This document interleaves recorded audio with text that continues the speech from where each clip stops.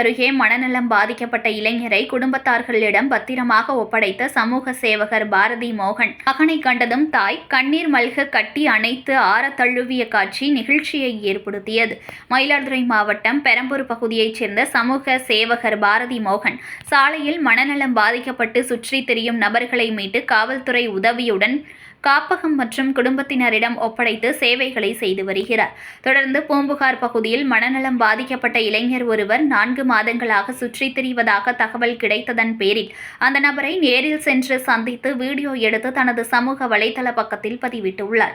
இதனை பார்த்த இளைஞரின் குடும்பத்தார் சமூக சேவகர் பாரதி மோகனை தொடர்பு கொண்டு உடனடியாக பூம்புகார் பகுதிக்கு வருகை தந்துள்ளனர். பின்னர் மனநலம் பாதிக்கப்பட்ட நபர் கடலூர் மாவட்டம் தொழுதூர் அருகே வைத்தியநாதபுரம் பகுதியைச் சேர்ந்த கார்த்தி என்பதும் கல்லூரி படிப்பை பாதியில் நிறுத்திவிட்டு மனநலம் பாதிக்கப்பட்டு கடந்த 4 மாதங்களுக்கு முன்பு வீட்டை விட்டு வெளியே சென்றதும் தெரிய வந்தது. தாய் மற்றும் அவருடைய தமக்கை ஆகியோர் மகனை கண்டதும் கண்ணீர் மல்க கட்டி அணைத்து அழுது அரவணைத்த காட்சி அனைவரையும் கண்கலங்க வைத்தது.